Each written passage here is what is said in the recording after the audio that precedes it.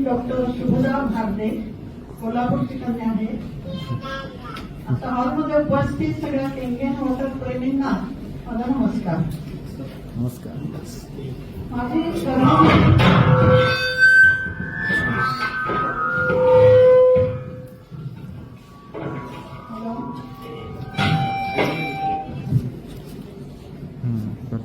मी आता म्हटल्याप्रमाणे माझी कर्मभूमी जरी मुंबई असली आणि टाटा मेमोरियल हॉस्पिटलमध्ये मी अनेक वर्ष काम केलं आणि कॅन्सरच्या या फील्डमध्ये मी गेली 45 वर्ष कार्यरत आहे.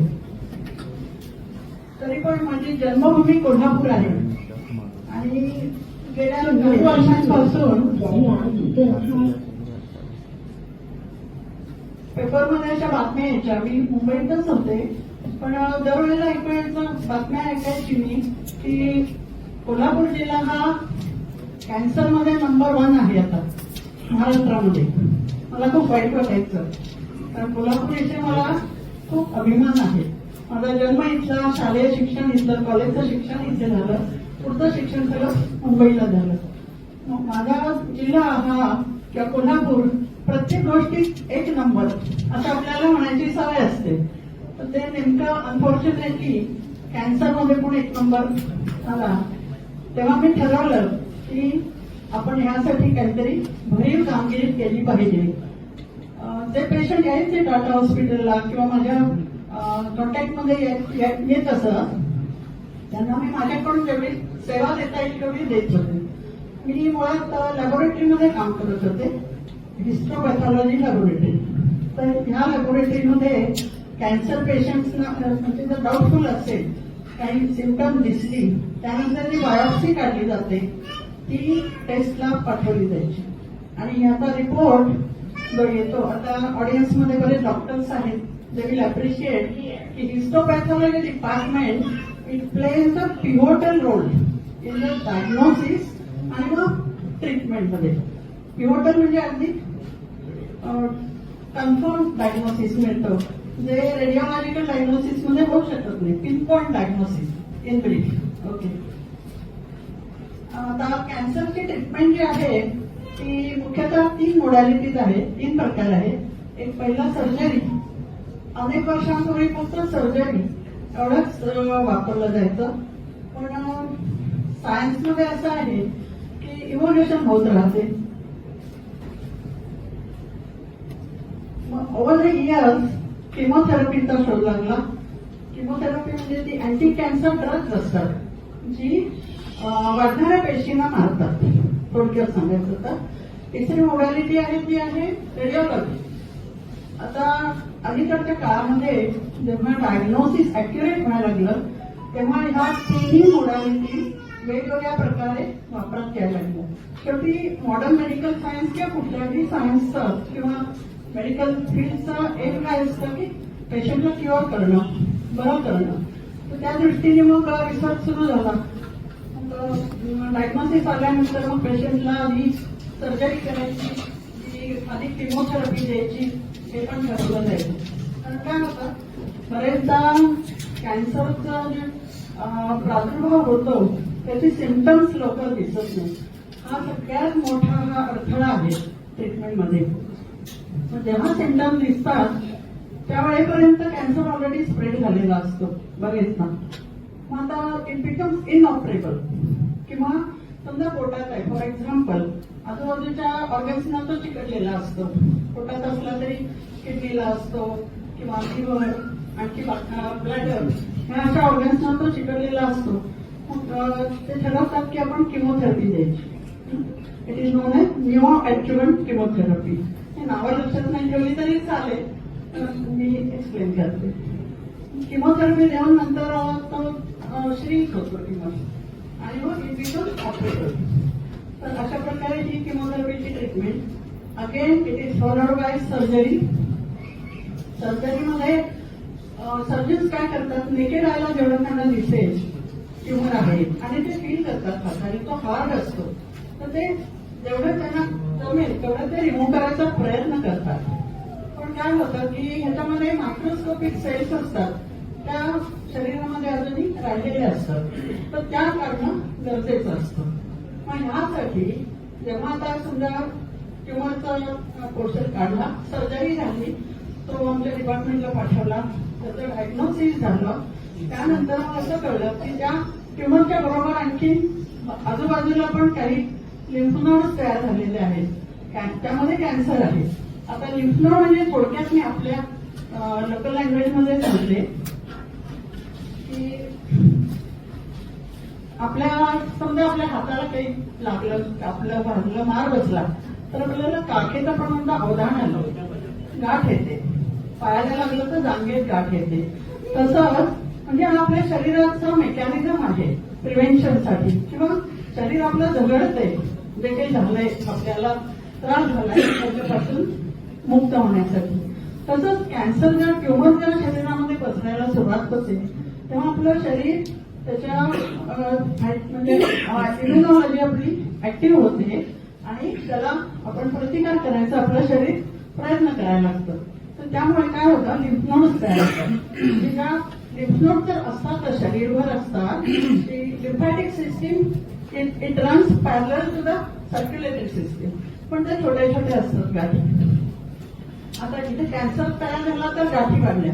मग आता हे स्पेसिमेन आमच्याकडे देतात, त्यामध्ये जर समजा ट्युमर आहे, समजा एकूण 20 लिम्फ नोड्स आहेत त्या स्पेसिमेनच्या बरोबर, तर त्याचा आउट ऑफ 20 कितीमध्ये कॅन्सर आहे हे बघितलं जातं. जर नसेल, which is very rare thing, कारण हे डायग्नोसिस उशिरा झालेलं असतं. जर लिम्फ नोड निगेटिव्ह असतील किंवा नुसते रिॲक्टिव्ह असतील तर there is no further treatment. Okay, म्हणजे तो पेशंट खूप भाग्यशाली आहे म्हणायला पाहिजे. पण असं फार रेअरली होतं. बरेचदा काय होतं, लिम्फ नोड्स पॉझिटिव्ह येतात आणि मग पेशंटला किमोथेरपी द्यावी लागते. काही वेळेला असं असतं की ट्युमर छोटासा असतो आणि लिम्फ नोड निगेटिव्ह असतात, पण फ्युचरमध्ये समजा ट्युमर परत आला तर काय करायचं म्हणून ते प्रॉफिलॅक्टिक ट्रीटमेंट म्हणून पण किमोथेरपी देतात, म्हणजे to avoid for the growth of the cancer. Okay, आता एक माझा एक एक्सपिरियन्स मी शेअर करते. गेल्या 45 वर्षांमध्ये अनेक पेशंट्स जवळून बघितले, त्यांच्या फॅमिलीजमध्ये प्रॉब्लेम्सही आम्ही जवळून पाहिले. कारण मला सुरुवातीपासून अशी सवय की त्यांच्या रिलेटिव्हशी बोलायचं, पेशंटशी बोलायचं, थोडंसं काउन्सिलिंग करायचं, त्यांना गरज असायची. मग तेव्हा लक्षात यायचं की हा रोग इतका पसरलेला आहे आणि तो इतका एक्सपेन्सिव्ह आहे. आता आपल्या कोल्हापूर वगैरे या एरियात तुमच्या गावाकडून अनेक पेशंट्स टाटा हॉस्पिटलला यायचे, कारण टाटा हॉस्पिटल आशियामधलं नंबर 1चं कॅन्सर हॉस्पिटल आहे, जिथे सगळे ट्रीटमेंट मोडॅलिटीज अवेलेबल आहेत, लेटेस्ट टेक्नॉलॉजी आहे आणि जे पेशंट अफोर्ड करू शकत नाही त्यांच्यासाठी पण तिथे सोय आहे. त्यामुळे तिथे प्रचंड गर्दी असते. आता मी पेशंटला सांगायची की ही सगळी ट्रीटमेंट पूर्ण करा, याची गरज आहे. मग कुणाला काही कशी आर्थिक वगैरे जेव्हा मदत हवी असेल त्यांना गायडन्स द्यायचा. माझ्या परीने मी जेवढं शक्य होईल तेवढं करायची, पण मला शेवटी लिमिटेशन्स होती, कारण नंबर ऑफ पेशंट्स तेवढं आपण पुढे पडत नाही. सेंट्रल गव्हर्नमेंटचं जे department of science and technology आणि डीबीटी म्हणजे डिपार्टमेंट ऑफ बायोटेक्नॉलॉजी त्यांच्या भरपूर साऱ्या ग्रँट्स टाटा हॉस्पिटलला मिळतात आणि त्यावर त्यांचं सगळे ऍडव्हान्समेंट चालू असते. पण तरी सुद्धा समाजातलं कॅन्सरचं प्रमाण जर आज लक्षात घेतलं तर ते पुरेसं पडत नाही, ते लक्षात घ्यायला. आता हे झालं बाकीच्या पेशंटच्या संदर्भात. माझा थोडासा पर्सनल एक्सपिरियन्स जो मी पुण्यालाही बोलले होते, मला सुधीर सर म्हणाले होते की तुम्ही तो अवश्य सांगा, कारण ऑडियन्सला मी नवीन आहे, कुणाला फारशी माहिती नाही माझ्या पर्सनल त्याच्याविषयी. तर माझ्या माहेरी एकूण 3 पेशंट्स कॅन्सर डिटेक्ट झाला, सासरी 4 जणांना झालं. ह्या 4 जणांमध्ये अनफॉर्च्युनेटली मिस्टर भारदेव होते. आणि इतके वर्ष मी जे सांगत आले की ट्रीटमेंट घ्या, वगैरे त्रास कमी होईल, तुम्ही काही काळजी करू नका, पूर्ण बरं झाल्यानंतर तुम्ही हे एक दुःस्वप्न होतं असं समजा आणि विसरून जा, असं जे काही मी उपदेश देत होते तो किती पोकळ होता ते मला जेव्हा माझ्या घरात कॅन्सर आला त्याचा सिरियसनेस मी अनुभवला. आता आपण एक बघूया की कोल्हापूर जिल्ह्यामध्ये कॅन्सरचं प्रमाण का जास्त आहे त्याच्यावर विचार सुरू झाला. ठीक आहे, तर आता त्यामध्ये आपली इथली भौगोलिक संपत्ती जी आहे ती खूप चांगली आहे. पाणी भरपूर आहे, वॉटर रिसोर्सेस, हवामान छान आहे, जमीन काळी कसदार आहे आणि जी उसाला पोषक आहे. तर या सगळ्या कारणांमुळे कोल्हापूर जिल्ह्यामध्ये ऑन अन ऍव्हरेज 78% शेती आहे ती उसाची आहे. कारण त्याला काही फारसा मेंटेनन्स लागत नाही. बाकीच्या त्या फळबागा वगैरे असल्या की तसं शेवटी मेंटेनन्स जपायला लागतं लहान मुलांसारखं. ते द्राक्षांची बागेचं मी बघितले कारण माझे मेहणे ते करायचे. तसं उसाला तेवढा मेंटेनन्स नाहीये आणि पीक नगदी उत्पन्न देणार आहे, त्यामुळे उसाची शेती भरपूर आहे. ओव्हर द इयर्स काय झालं की केमिकल्सचा अनिर्बंध वापर सुरू झाला. ओके, म्हणजे त्यातून पीक जास्त मिळावं, उत्पन्न चांगलं मिळावं त्यासाठी कीटकनाशकांची फवारणी, त्यामध्ये मग हे आलं फंगिसाईड, फंगस पण येतं. ओके, पेस्ट कंट्रोल, हे सगळी केमिकल्स आली, त्याची भरपूर फवारणी सुरू झाली आणि जेव्हा हे प्रमाण वाढलं त्यानंतर इमिजिएटली नाही पण कालांतराने आता त्याचे दुष्परिणाम आपल्याला दिसून यायला लागले.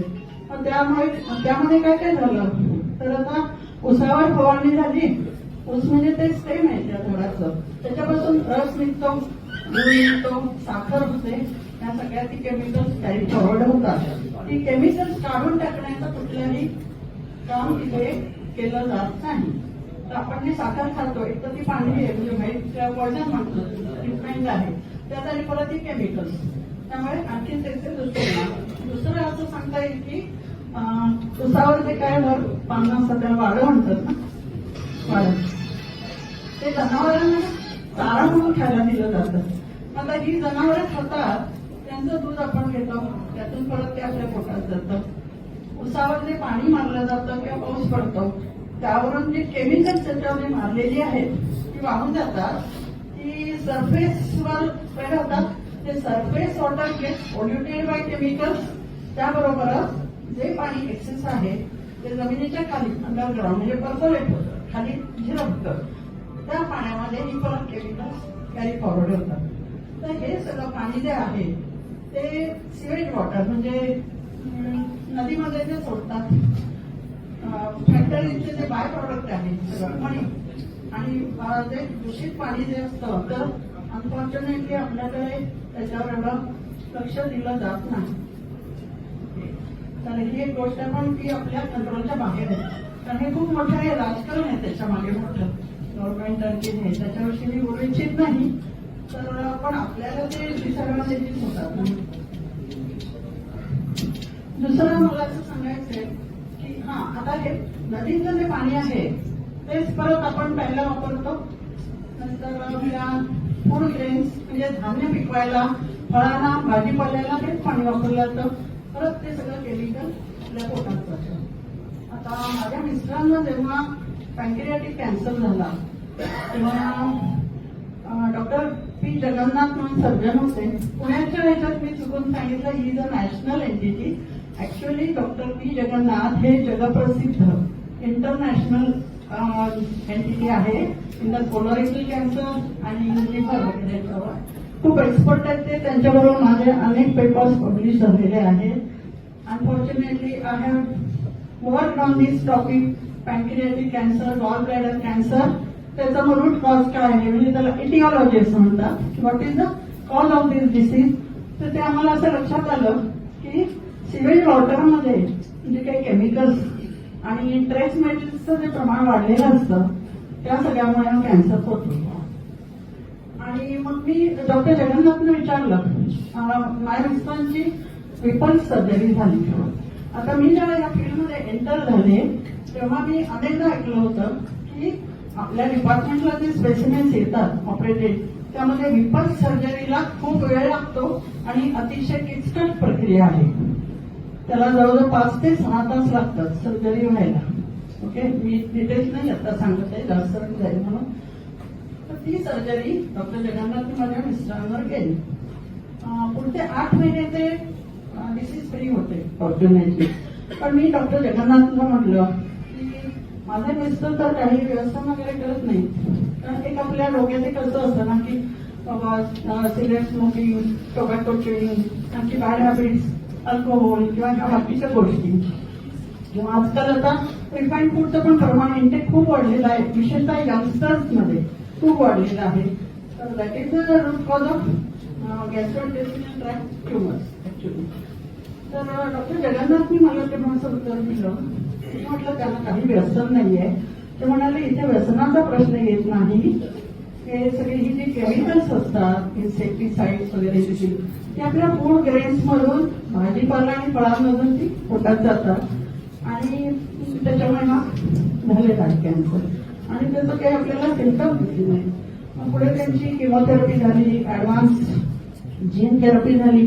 त्याच वेळेला डॉक्टर मनोहर पर्रिकर साहेब गोव्याचे, त्यांना पण तोच ट्युमर डिटेक्ट झाला होता आणि त्यांची ट्रीटमेंट अब्रॉड चालली होती अमेरिकेला. मी जगन्नाथना म्हटलं की आपण जाऊया तिकडे, मॅक्सिमम चांगली ट्रीटमेंट त्यांना देऊया की कसंही करून ते वाचले पाहिजे. पण जगन्नाथ म्हणाले तिथे जाऊन सर ती ट्रीटमेंट मिळणार आहे जी आपण इथे देतो. मग लीलावती हॉस्पिटलला त्यांची सर्जरी झाली, पुढे सगळी ट्रीटमेंट झाली.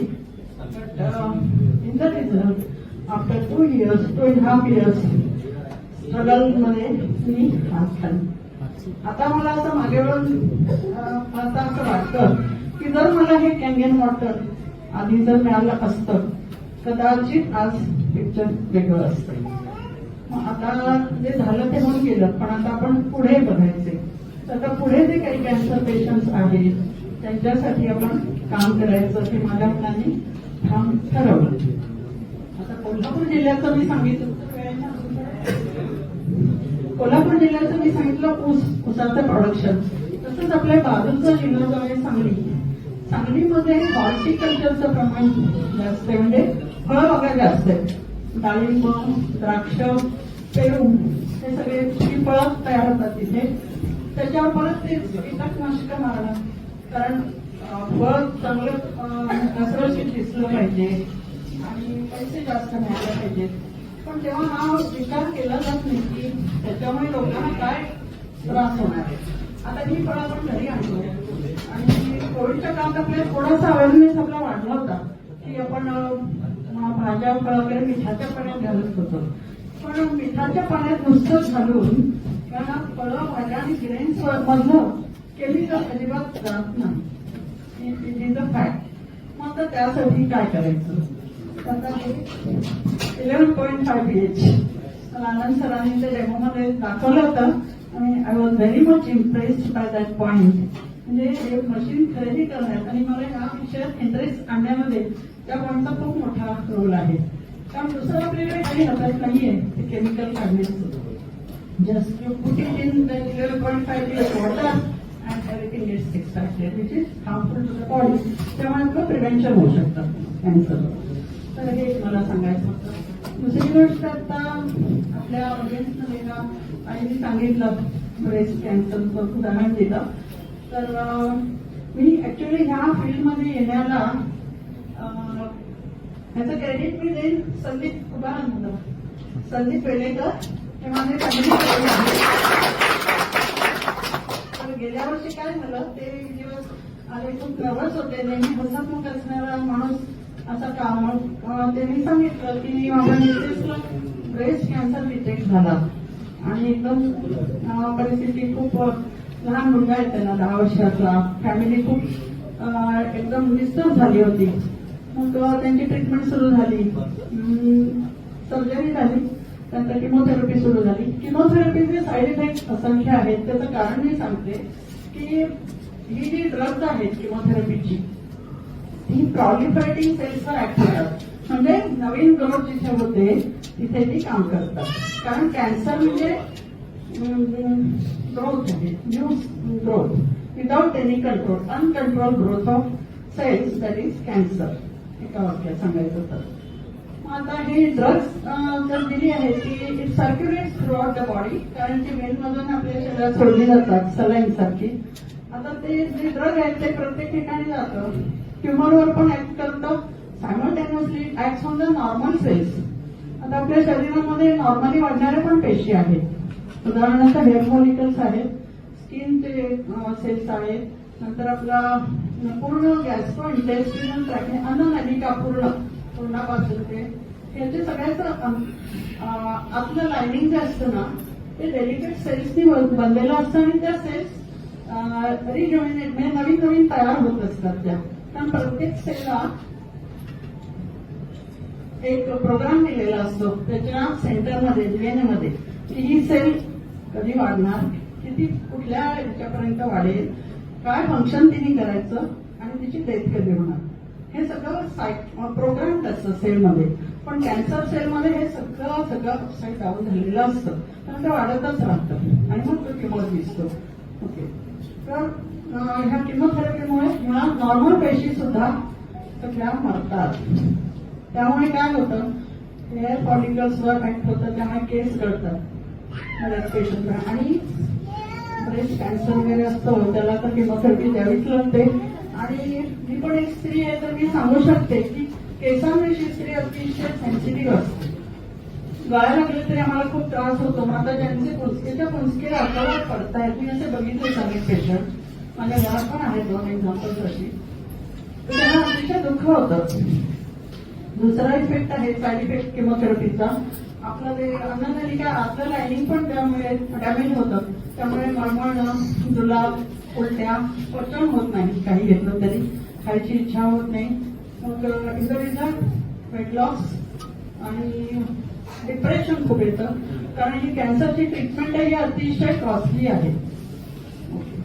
आता म्हणजे तुम्हाला सर्जरीसाठी ऍडमिट होणं वगैरे हे तर वेगळंच आहे, पण आता ज्या लोकांना इथे गावाकडे अवेलेबल नाहीये ते लोक मुंबईसारख्या ठिकाणी जातात, पुण्याला शहरामध्ये जातात ट्रीटमेंटला, कोल्हापूरला येतात. मग त्यांच्या घरातलं सगळं डिस्टर्ब होऊन जातं वातावरण. कारण घरी मग लहान मुलं असली तर त्यांची अरेंजमेंट काय करायची, इथं पेशंट जवळ येऊन राहायचं कोणीने, खूप खूप कॉम्प्लिकेशन आहे. मी ह्या स्वतः अनुभवल्या आणि त्याचा त्रास किती असतो ते मी खूप जवळून बघितलं, म्हणून मी हे तुमच्याशी शेअर करते आहे. ओके, आता हे सगळं असताना त्याला खर्च पण खूप येतो किमोथेरपीच्या साईड इफेक्ट्सना सुद्धा. मग त्यापेक्षा मग आपली ही साध्या गोष्ट आहे की हे पाणी प्या आणि त्याचे साईड इफेक्ट तुम्ही कंट्रोल करा. जसं संदीपने केलं, संदीपचा स्वभाव चौकस आहे, तर जिथे गेला ट्रीटमेंटला तिथे 4-5 पेशंट बघायला बोलायचं, त्यांच्याशी इंटरॅक्शन होती चांगली. त्याला माहिती कळली की हे केमियन वॉटर विषय मिळतं, ते दिल्यावर पेशंटची हेल्थ सुधारते. मग त्यांनी सुरू केलं, मला 3-4 महिने झाले ना द्यायला लागून. आणि आता ती त्याची मिसेस एकदम व्यवस्थित आहे. परत आमच्या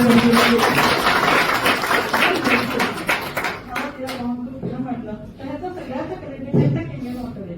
आणि संदीपने मला इंट्रोड्यूस केलं, नंतर लोहार सरांनी आम्हाला एक्सलंट डेमो दिलं.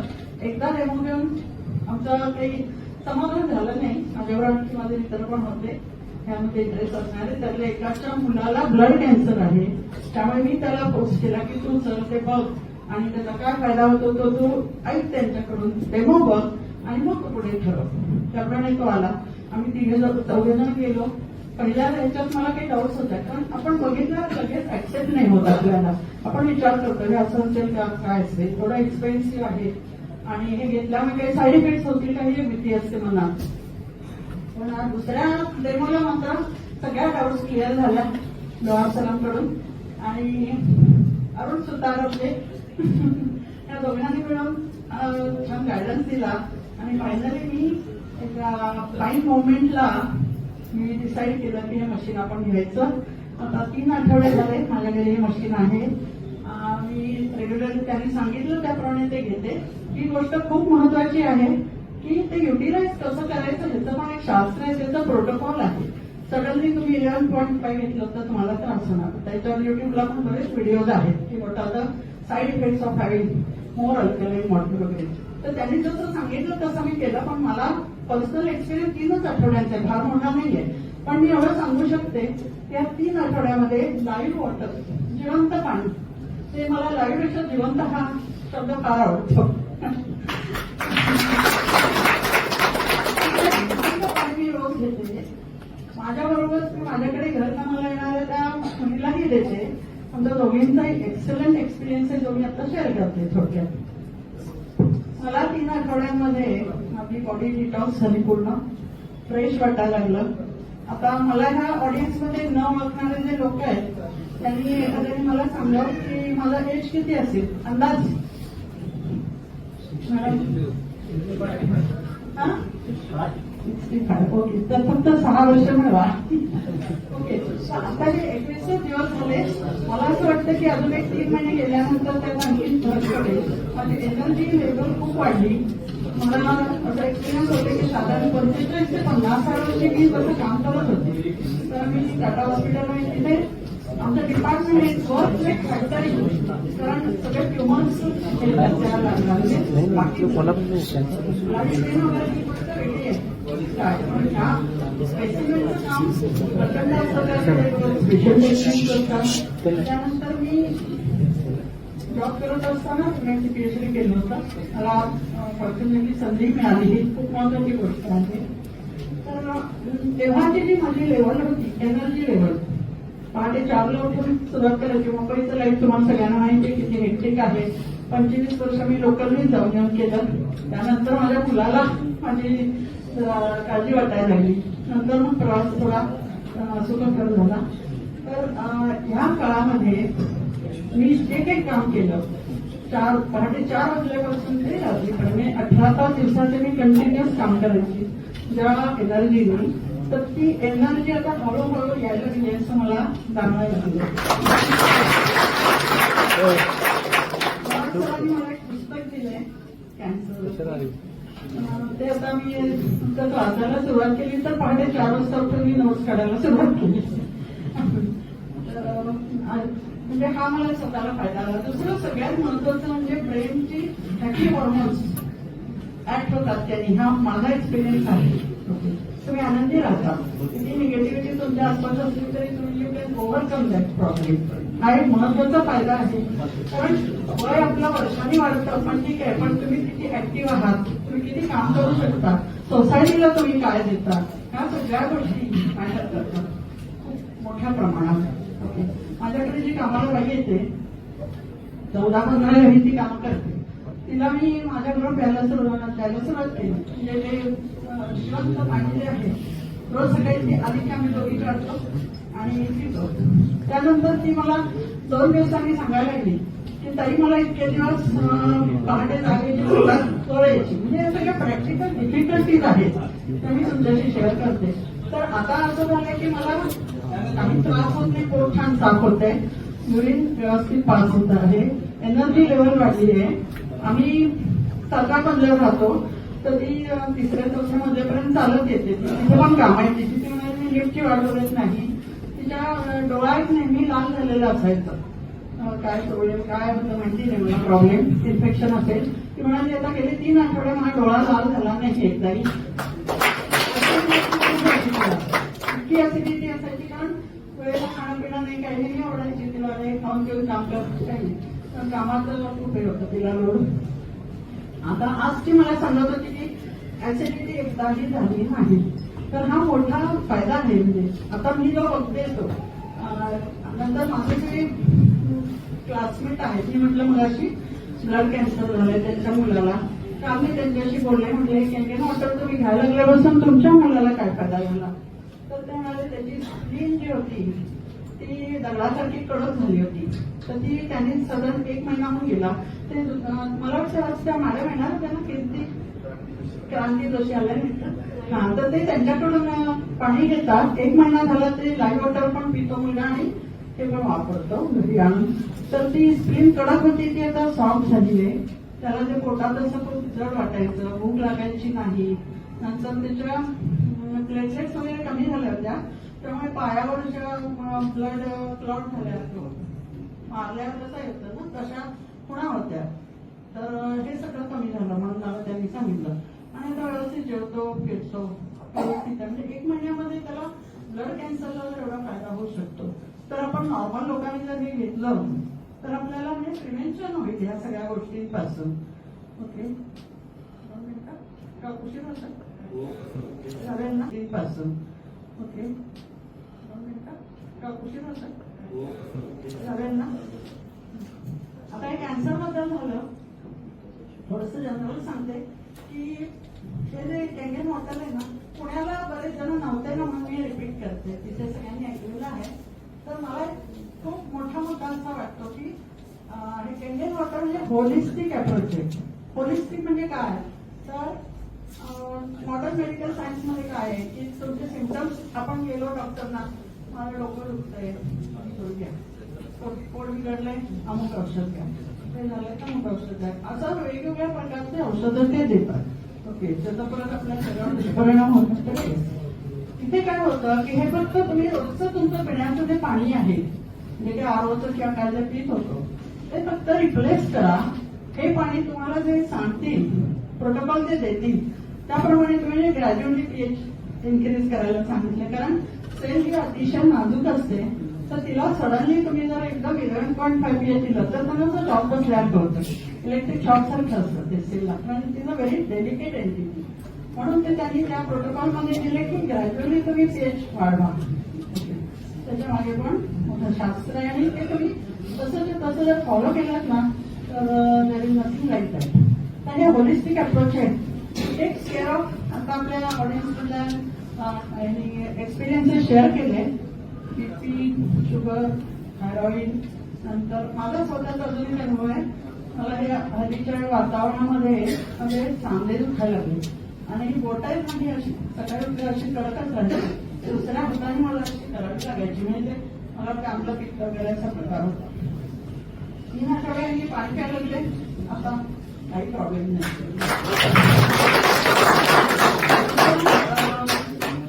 कोणी सरांनी सांगितलं की रुमाल लावला आणि ते दुखायचं थांबलं पायाला. तसं मला मला वाटतं 8-10 दिवसांपूर्वी खूप हेक्टिक झालं होतं शेड्यूल, आणि दमले होते मी खूप, चढ उतार झाले, बँकेत वगैरे जाऊन लिफ्ट नव्हती, पण ते करणं भाग होतं. त्यानंतर मी घरी आले, मी मला फोन केला अरुणना, गुडघे खूप दुखतात म्हटलं माझे, काय करू. आणि एका पायाचं मला थोडंसं ऑपरेशन झालं, पडले होते मी म्हणून.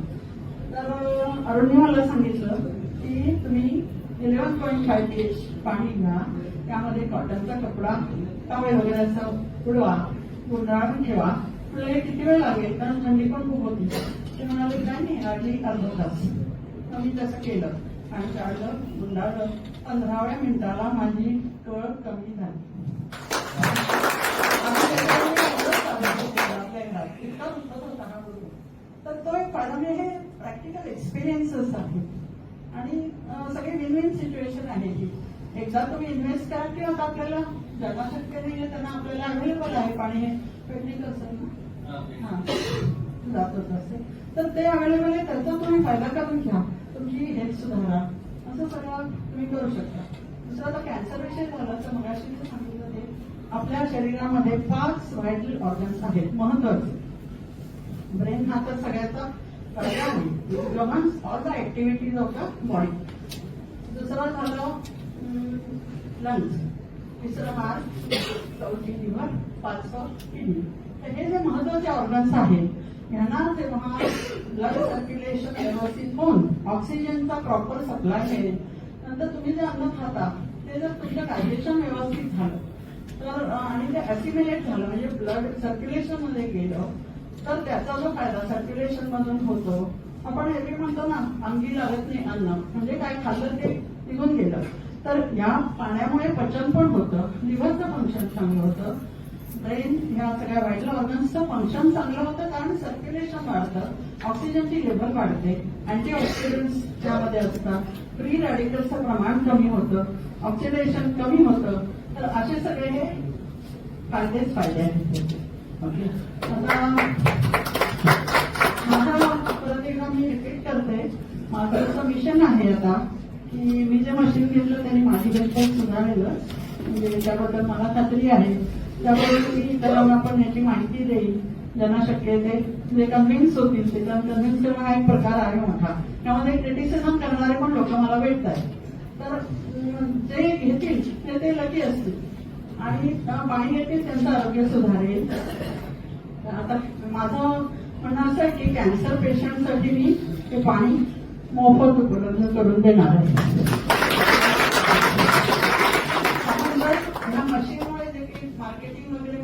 पार्ट बघितला नाहीये, पण जो काही इन्कम होईल ते पण पैसे मी कॅन्सर पेशंटच्या मदतीसाठी वापरणार आहे. माय प्रॉमिस टू द सोसायटी. म्हणजे ते माझ्या मिस्टरांना ती श्रद्धांजली देण्याचा एक प्रकारच माझ्या मनात आहे.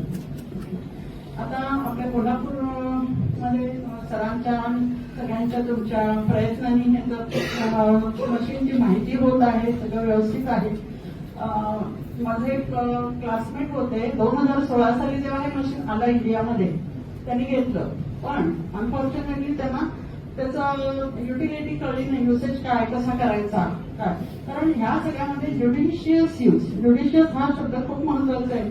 तारतम्य वाढवून तुम्ही त्याचा उपयोग करणं हे खूप महत्वाचं आहे. टीपीएचं पाणी कशासाठी, कुठलं काय. दुसरी एक महत्वाची गोष्ट मी विसरले सांगायला की ह्याचे बाय प्रॉडक्ट तेवढी इक्वली इफेक्टिव्ह आहेत. Not even a single drop is wasted. आरोग्य आपण काय करतो ते ड्रेनमध्ये जातं, तसं काही नाहीये. पीएच 2.5 असेल, केअर ऑफ स्किन डिसीजेस, केस वाढतात त्यांनी, त्याच्यानंतर गार्गलिंग मोरल हायजीन वाढतं, त्याच्यानंतर ऍसिडिक आपलं ब्युटी वॉटर त्या पुण्याच्या मॅडमने सांगितलं होतं ते नुसतं स्प्रे करायचं त्याने हायड्रेशन. म्हणजे विन विन सिच्युएशन आहे in general. Okay, in brief. तर मला असं वाटतं की याचं ट्रेनिंग व्यवस्थित देणं लोकांना. Maintenance is very important part, जो तुम्ही मला प्रॉमिस केलेला आहे. Okay, service. कारण काय म्हणतं, टाटाला मी laboratory head of the department होते. अब्जावधी रुपयांच्या ग्रँट्स असायच्या, त्या आम्ही वेगवेगळ्या डिपार्टमेंटला डिस्ट्रीब्युट करायचो. प्रत्येक डिपार्टमेंटकडून रिक्वायरमेंट घ्यायचो आम्ही, मग त्यात प्रायोरिटाईज करायचं त्या ग्रँट प्रत्येक डिपार्टमेंटला. ओके, पण त्यामध्ये आम्ही हा पोर्शन खूप महत्वाचा होता पार्ट की आफ्टर सेल सर्व्हिस किती चांगली आहे. कारण आम्ही लोक आधी काही खरेदी करून खूप पडलेलो होतो. वाईट एक्सपिरियन्सेस खूप आले की मशीन डम्प केल्याकडे छान आहे अमुक सांगायचं, आफ्टर सेल सर्व्हिसची गॅरंटी द्यायची आणि फेकायचंच नाही. मग आम्हाला तर आम्ही सर्व्हिससाठी काम करत होतो, पेशंटसाठी. आम्ही पेशंटना असं मी तिथे बाहेर रांग लागलेली असेल, आम्ही काय सांगणार मशीन बंद आहे म्हणून असं नाही सांगू शकत. त्यामुळे मग आम्ही काय केलं, आफ्टर सेल सर्व्हिसला खूप महत्व दिलं. तर ते मला अपेक्षित आहे आणि I am sure that you will provide it. आणि हे सगळं जर तुम्ही सांभाळलं तर इंडियन हॉटेलला खूप चांगले दिवस येणार आहे. ओके,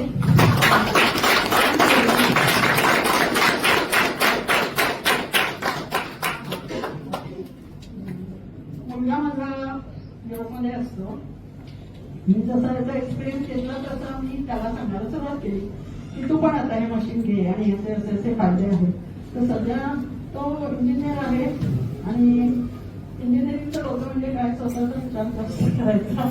त्यामुळे तो राईट नाव he is working on it आणि in the near future you will go.